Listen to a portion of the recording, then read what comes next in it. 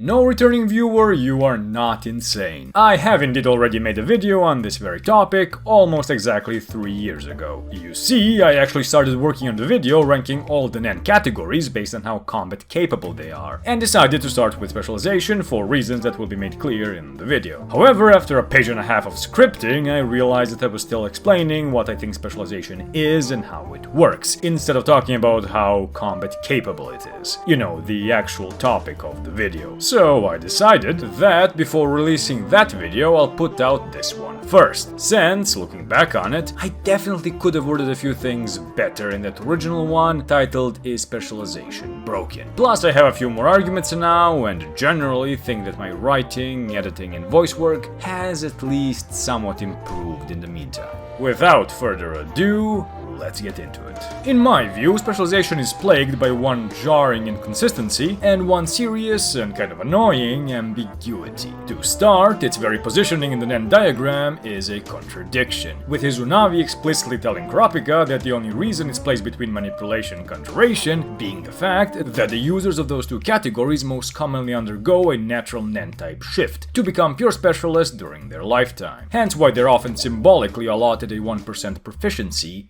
in it. This, of course, makes no sense, as specialization still regularly affects the proficiency distribution of all the other categories. For example, it is because of it that both manipulation and conjuration have only a single adjacent category in which they have an 80% proficiency, unlike enhancement, emission, and transmutation, all of which have 2. This, of course, means that its placement cannot be nearly as arbitrary as Izunavi claims, and this is way too basic of a notion to be considered a mistake on his part. That's the inconsistency. It's not a big thing, really, but it is there. Now let's tackle the biggest ambiguity. Does specialization have a standard proficiency distribution of 80, 60, and 40%, akin to the other categories? I firmly believe that it does not, and will offer 3 separate arguments to make my case. Argument number 1. Specialists as repeated rule breakers. Simply put, specialists are special. So special that certain rules regarding NEN simply do not apply to them. For example, specialists are the only ones who seem to be able to awaken rather than properly develop their Hatsu. This makes sense if you think about it though, since, as I'll explain in detail a bit later, specialization doesn't have any obvious mechanics inherent to it. While this means it's not innately mechanically limited, it also makes it all but impossible to generalize and create specialization-based training exercises, such as with the other 5 categories. Speaking of specialists who are rule breakers, 4th Prince Terror Sandwich is one of those specialists that came entirely pre-wired with his Hatsu. Apart from this breakage, he also uses it to absolutely obliterate another much more fundamental principle of NEN mechanics. The trigger for his foresight ability activating is him closing his eyes and being in a state of total zetsu, i.e., when he has totally closed off all his aura nodes and stopped outputting any aura whatsoever. Normally, this would break any ability that isn't sufficiently self-sustaining or independent, i.e. most conjuration and some emission-based abilities. However, while those abilities may simply be able to persist despite their user entering a state of total zetsu, in Terror Sandwich's case, entering this state is actually a trigger for his foresight to activate.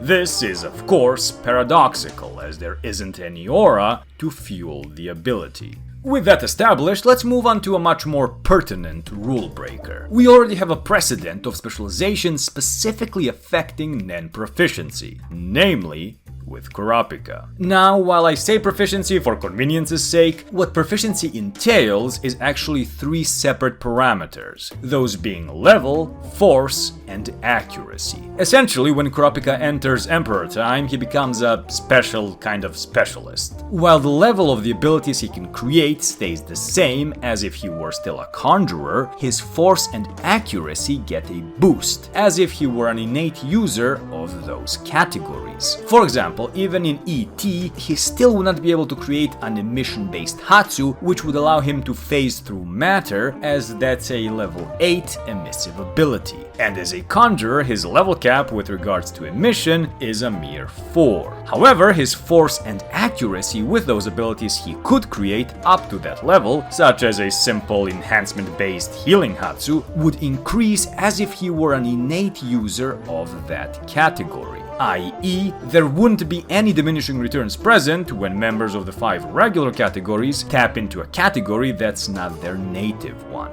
Such as, for example, Gon tapping into transmutation to create scissors, despite at the time being an emission-lean enhancer. I know this is ironic coming from me, but don't overthink this part too much. I plan to make a whole separate video on Emperor Time soon, since I realized just how confusing it is. Which is genuinely impressive, since I already thought it was pretty damn complicated before starting this video. In any case, while he is a special kind of specialist while in ET, he is nonetheless a specialist. In my mind, there'd be no reason to turn him into a specialist if Togashi did not intend for specialization to be innately capable of transcending the already established rules of Nen. Otherwise, the eyes could have simply given him a boost to his force and accuracy, all the while his conjuration status remained intact. Instead of going through this convoluted arrangement where Kurapika became a specialist, kept his conjurer level distribution, but also got a force and accuracy boost as if he were an innate user of each category.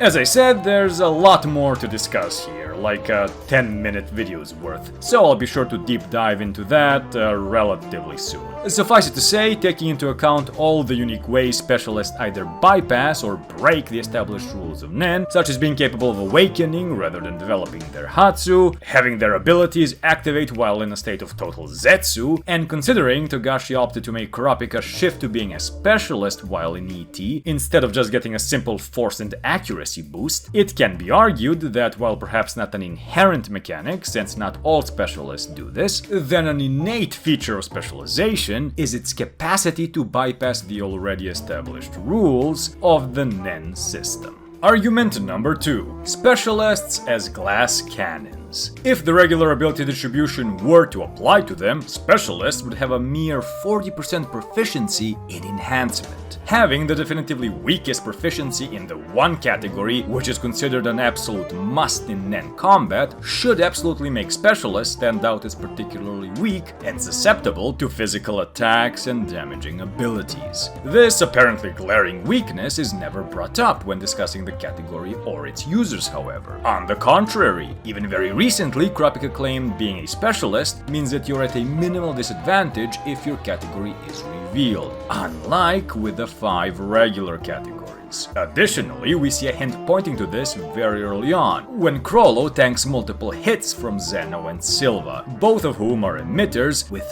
double Chrollo's proficiency in enhancement, were the regular distribution to apply. Not to mention the absolute brick house of a physical specimen that is Silva, who is undoubtedly capable of pushing open the 7th testing gate, weighing at 256 tons, while on the other, weaker hand, Chrollo is exactly average when it comes to pure strength among the Phantom Troop members. While Silva did mention that Chrollo got physically stronger compared to when they last fought, that still shouldn't be anywhere close to enough to bridge the gap between a combination of Silva's still significantly superior strength and double the proficiency in enhancement. Instead, a supposed glass cannon specialist, presumably aware of the existing significant difference in physical strength and massive difference in enhancement proficiency, decides not to take on one, but 2 world-class Nen users and assassins, without his Hatsu primed and ready to act as a deterrent while he keeps a safe distance. Instead, he goes straight into the Lion's Den, facing both Zoldycks in hand-to-hand combat, which for him should be a glaringly abusable weak point, and comes out with at best moderate level damage. while still having held back a bit. Argument 3. Hatsu as a personal expression of Nen. While it is true that a Hatsu as one's personal expression of Nen is supposed to reflect one's character, being a manifestation of a person's unique upbringing, personal strengths, traumas, convictions, or wishes, a Hatsu created via any of the 5 regular categories is inherently limited in how or to what degree it can manifest by the inherent mechanics of a Nen user's innate category. For example, the inherent mechanics of emission mean that it excels at and is essential in separating one's aura from one's body, as well as maintaining its effects over long distances, with more advanced applications of emission allowing for teleportation, phasing through matter, transferring more abstract notions such as damage or inner thoughts, and so on. On the other hand, a Hatsu created via specialization is not inherently limited by any mechanics inherent to or defining of specialization as a category, as it apparently doesn't have any. As such, the abilities of specialists are supposed to be the clearest and most unfiltered expressions of themselves. While those like Neon manifest an ability spontaneously while not even being awakened to Nen proper, those specialists like 4th Prince Terror Sandwich come entirely pre-wired with an ability which serves as a reflection of their innermost feelings and desires. Consequently, and very ironically, specialists in one sense have the least freedom when manifesting their Hatsu. I say this because I believe that even in those cases where specialists don't simply awaken their abilities and perhaps gradually manifest them over time, that process is more akin to a journey of self-discovery, where they come to realize what ability is the best reflection and expression of their innermost nature and disposition, rather than a truly conscious attempt to develop an ability such as Killua or Gon did. Many specialist abilities are almost predetermined in that sense. As I've said before, Killua, for example, could have easily decided to transmute poison or venom instead of electricity, since his childhood was characterized by torture from both. A conscious choice that I don't think would have been available to him had he been a specialist instead of a transmuter. Therefore, in order to at the very least be truly uninhibited in the idiosyncratic Hatsu they do manifest, it would make sense for specialists to not be limited by the standard proficiency distribution, but instead either have an entirely unique one to each individual specialist, or be completely independent of the other 5 categories. Let's elaborate on specialists potentially having an entirely unique proficiency distribution first. For example, someone like Pakunoda or Neon may have a very limited proficiency distribution, since their abilities seem to primarily rely on, and can be explained via, specialization itself, without them needing to tap into the other regular categories too much. Additionally, since they're not particularly combat-oriented personality-wise, this will not only reflect in their Hatsu, but also their personalized proficiency distribution as well. As in, we shouldn't expect them to have a high proficiency in enhancement, or any other category not pertinent to their respective abilities. Here is how Neon's proficiency distribution may look like, while this is how Paku's could perhaps appear. On the other hand, someone like Crollo or Leol may have close to a 100% proficiency distribution in all categories.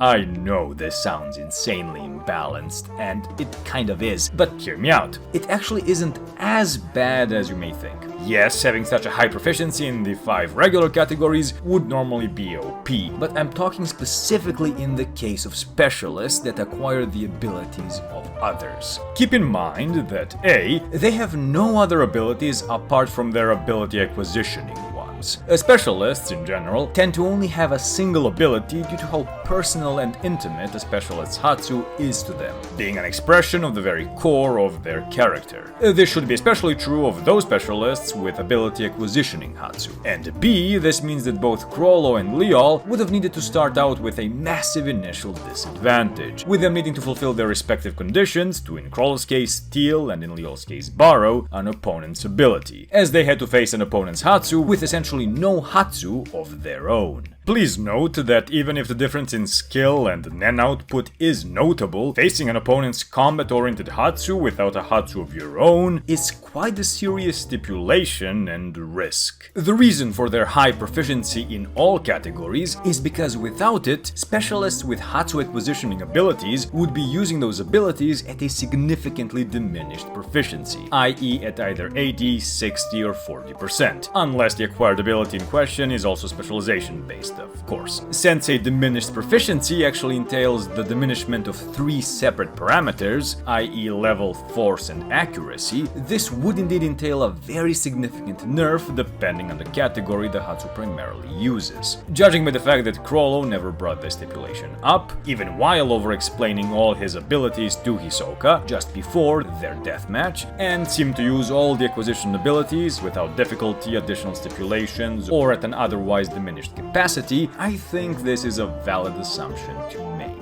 Now, let's explore what it would mean for specialists to be completely independent of the other 5 categories. While arguably a more radical proposition, it's also much simpler to explain. Essentially, anything specialists do falls within the scope of specialization, even if it's something that could be done via one of the 5 regular categories. For example, Pito is a specialist, but as I explained in the video titled The Least Special Specialist, everything she does can be explained by the 5 regular categories, primarily conjuration, manipulation, and enhancement, so it's unclear what part of her ability is actually reliant on her specialist status. However, under this variation of the theory, everything she'd do, from conjuring Dr. Blythe to manipulating the soldiers or herself, would all fall under the purview of specialization and not conjuration or manipulation. This would then also entail that the very act of Chrollo conjuring Bandit's secret is actually specialization based, and that all the abilities he acquires would manifest through and count as specialist ones while he was using them.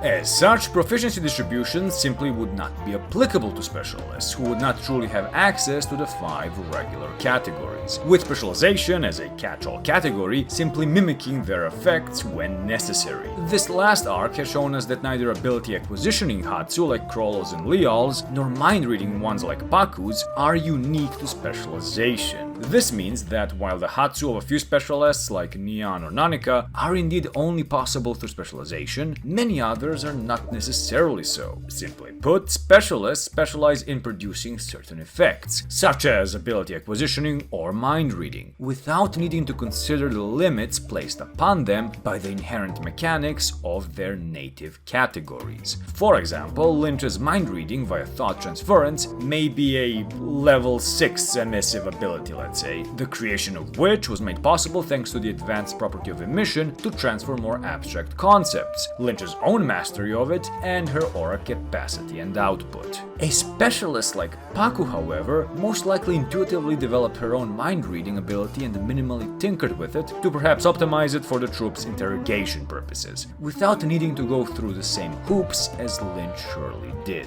Keep in mind that since proficiency cannot be applied to specialists, neither therefore can Hatsu levels. This is what allowed for someone like Terror Sandwich to awaken as potent of an ability as his pseudo-foresight, while not as of yet being at a sufficiently advanced level of Nen mastery and prowess to create a Hatsu under normal circumstances. While he may be a genius even beyond the likes of Gon and Killua, please do bear in mind that he has been learning Nen for about 10 days or so. While he may be a borderline unparalleled genius, he is also a specialist. As long as what they specialize in is aligned with their personality and character, it would also be in alignment with their specialist skill set and consequently their Hatsu. As a final example, while someone who enjoys combat and fighting powerful opponents like Chrollo would be quite durable, someone like Pakunoda, whose primary focus is interrogation, would not.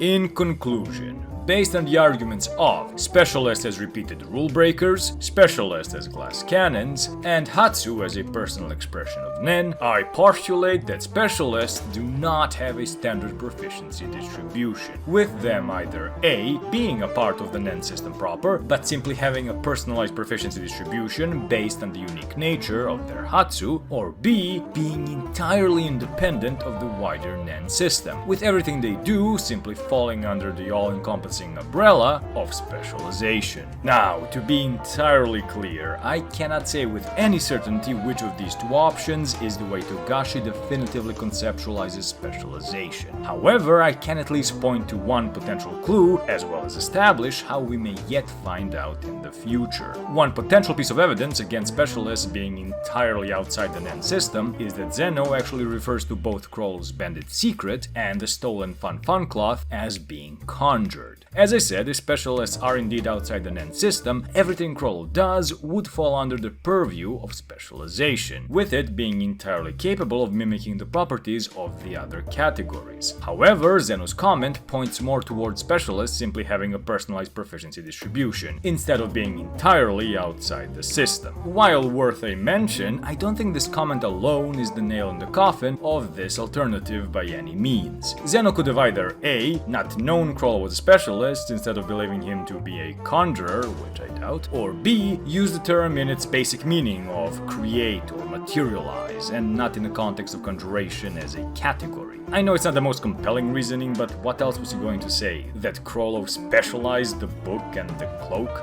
As far as Zeno's concerned, the cloak was conjured. Whether that was done via conjuration or specialization makes no real difference, since he fully expected to be a conduit for a supernatural effect either way.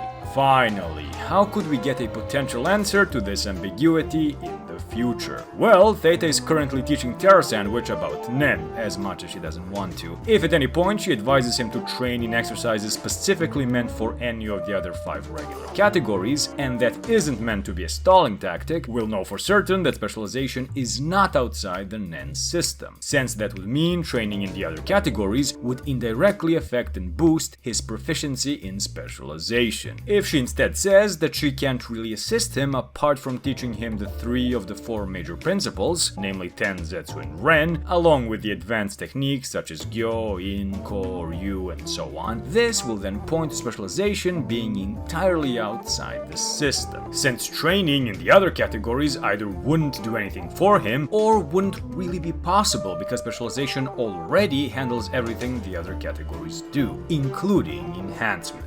However, if she not only advises him to train in the other categories, but also specifically advises him to train in his adjacent categories of manipulation and conjuration, that would be powerful evidence towards specialists indeed having a regular affinity distribution, contrary to this video's thesis. While powerful, it wouldn't be definitive even then though, unless outright stated that this was universally the case with all specialists, since Terra Sandwich's adjacent categories of conjuration and manipulation may very well be the ones he personally has the highest proficiency in, extrapolating from what we've already seen of his Hatsu. But more on that, hopefully sometime soon. Specialization so special, I needed a second try to properly articulate my thoughts on it. While I do repeat quite a number of points from that older video, I do feel like it was for the best to have all my thoughts in one place and packaged as coherently as I could manage, without doing the whole, well, watch this video for the full story, like I'm going to do for the next one. Expect the NEN category combat ranking to come out next. Anyhow, what are your thoughts on specialization not having a standard proficiency distribution? Do you agree, disagree, or are somewhere in between? Hit me with that wall of text, I dare you. As always, thank you very much for watching, feedback is always appreciated. If you'd like to go the extra mile in supporting the channel, do consider doing so via channel memberships or Patreon, and I'll see you in the next one.